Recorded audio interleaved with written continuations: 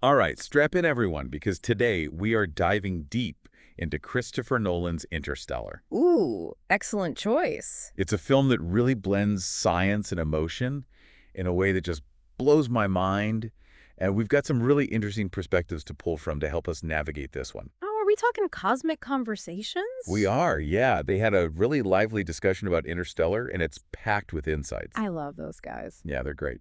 So what jumped out at you from their take? Well, right off the bat, they were really impressed with the film's commitment to the science. It would have been so easy to just go full Hollywood and make things up for the sake of spectacle. Oh, yeah. I mean, it's a movie about black holes and wormholes. It's begging for some visual flair. Right. But instead of just throwing science out the window, Nolan actually worked with Kip Thorne, a renowned physicist. No way. I did not realize that. Yeah. And they went to great lengths to make sure that, the black hole, Gargantua, is one of the most scientifically accurate depictions ever put on film. That's incredible. I mean, that just adds a whole other layer of depth to the experience, you know? Like, you're not just watching some CGI creation, you're actually seeing a visualization of what a black hole might actually look like based on real physics. Exactly. And Cosmic Conversations guys really emphasized how important that realism is for drawing the audience in.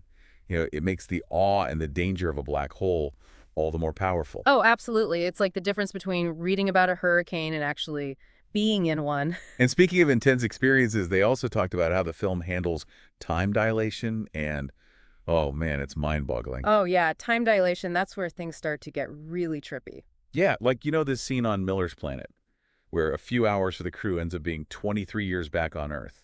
Oh, yeah. That one messes with your head. The Cosmic Conversations crew pointed out how brilliant that scene is for making this abstract scientific concept into something really visceral and emotional. Oh, totally.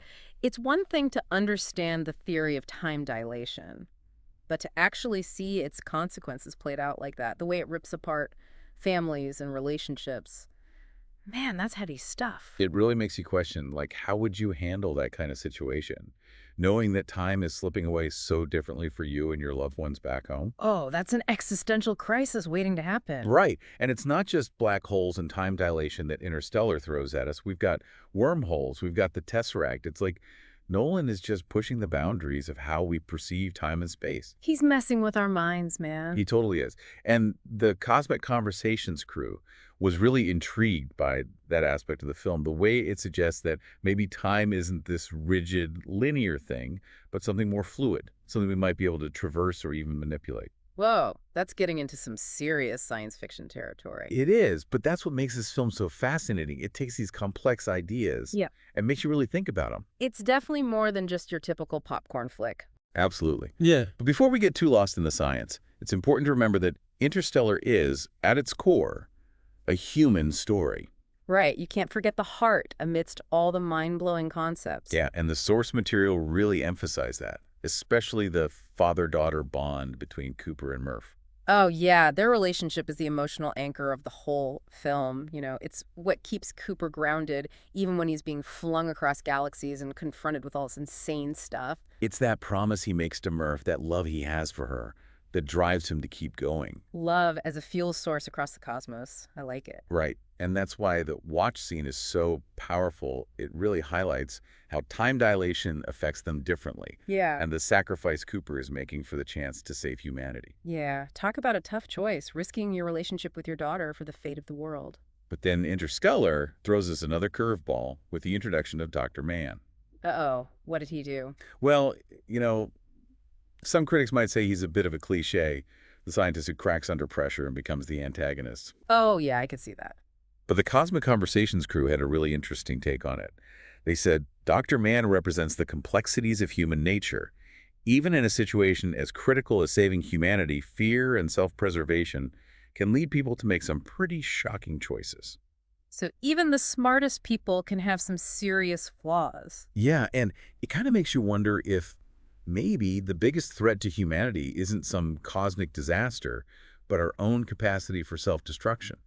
That's a sobering thought. It is, but it adds another layer of depth to this film's exploration of what it means to be human, both the good and the bad. And all of this is delivered with incredible cinematic flair, right? Oh, absolutely. We can't forget about the film's visual and auditory brilliance. The Cosmic Conversations team raved about the score, especially the use of organ music during the docking scene. Oh, yeah, they said it was heart-pounding. Hans Zimmer really knows how to elevate a scene with his music. He's a master, and those visuals, the wormhole scene, it's not just visually stunning, it's actually grounded in real physics. That's what makes Nolan so great. He blends the spectacle with the substance. Exactly, and Interstellar really pushes the boundaries of what cinema can achieve. So we've talked about the science, the emotional depth, the visual splendor. Where do we go from here? Well, I think it's time to unpack some of these complex concepts a bit further, especially the tesseract. Oh, yeah, that thing is wild. Because I have a feeling understanding the tesseract is key to unlocking some of Interstellar's biggest mysteries. All right, let's dive in. Okay, so the tesseract.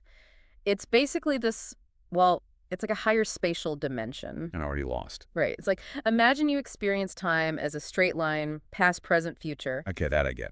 But the tesseract lets Cooper experience time as something he can move through, like a physical space. So he can, like, see all of time at once. Kind of. It's more like the Cosmic Conversations podcast compared it to a book where each page is a different moment in time, and Cooper can flip through those pages, see different moments. Oh, okay, so he's not actually changing the past. He's just, like, observing it from a different perspective. Exactly, and that's how he's able to send those messages back to Murph and his past self. Even though he's stuck in this weird dimension thing. Yeah, it's like, imagine you're on a higher floor in a building and you drop a note down to someone on a lower floor. Okay, I can see that. Cooper is doing something similar. He's sending messages back to specific points in time. That's wild. It really messes with our linear understanding of time, right?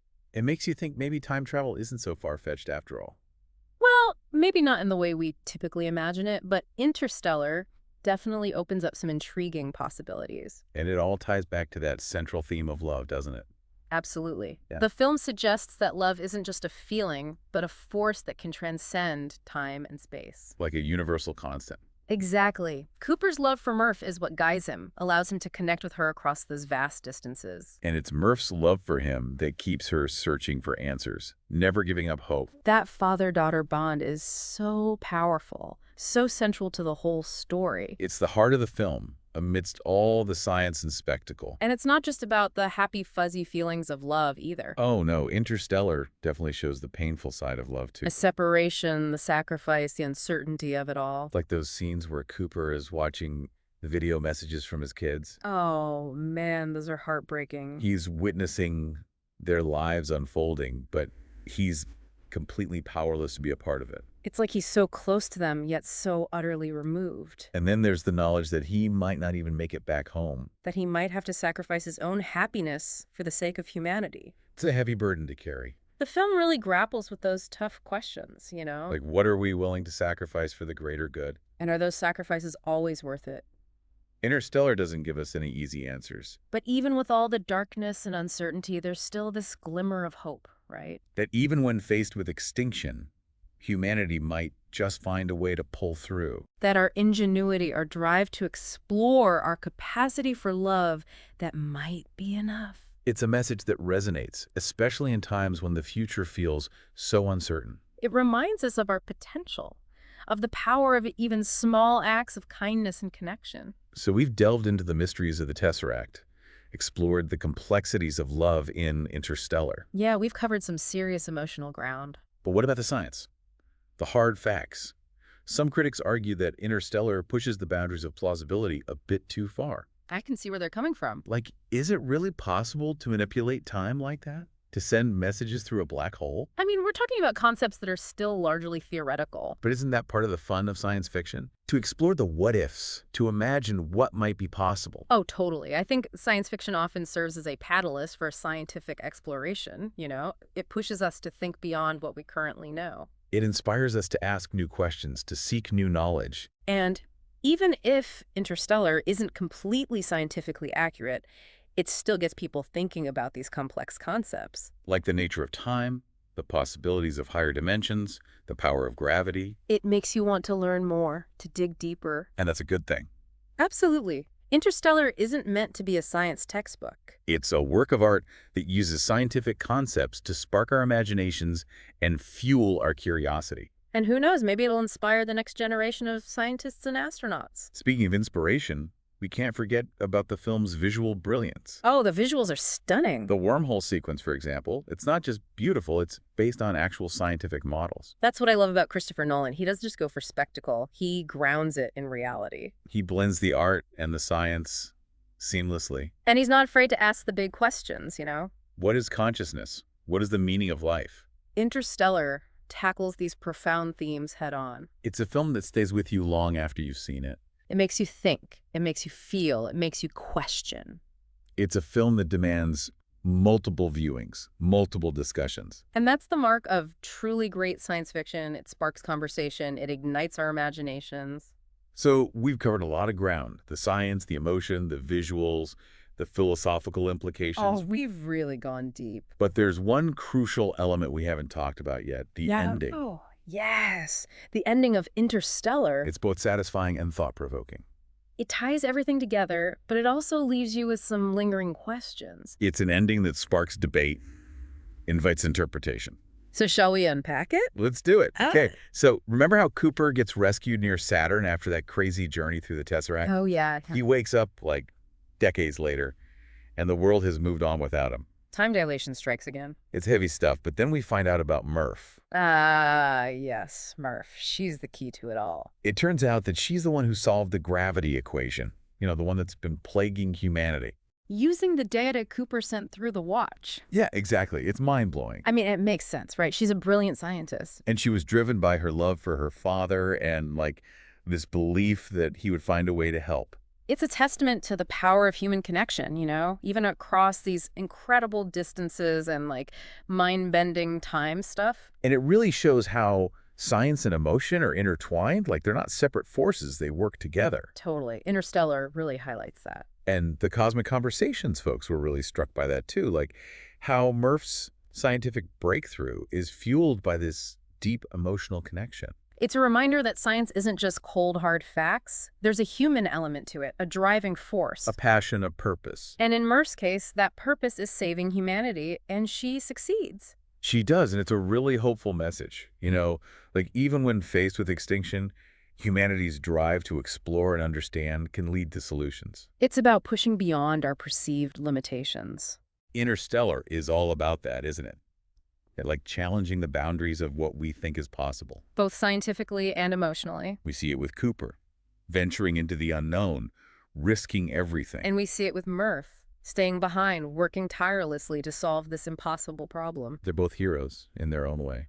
Absolutely. And their actions have a ripple effect that ultimately saves humanity. It's a reminder that we all have a role to play, Yeah. That even small acts of courage and ingenuity can make a difference. So we've talked about a lot: the science, the emotion, the visuals, the philosophical implications of Interstellar. It's been a wild ride. What are your big takeaways? I think Interstellar is a film that stays with you. It makes you think about big questions, about our place in the universe, the nature of time, the power of love. Challenges our assumptions, expands our perspectives. And it does so in a way that's both visually stunning and emotionally resonant. It's a testament to the power of cinema to transport us, to make us think, to make us feel. And for anyone listening who hasn't seen Interstellar, I highly recommend checking it out. It's an experience you won't soon forget. So thank you for joining us on this deep dive into Interstellar. It's been a pleasure exploring this film with you. And remember, keep looking up at the stars and never stop wondering about the mysteries of the cosmos.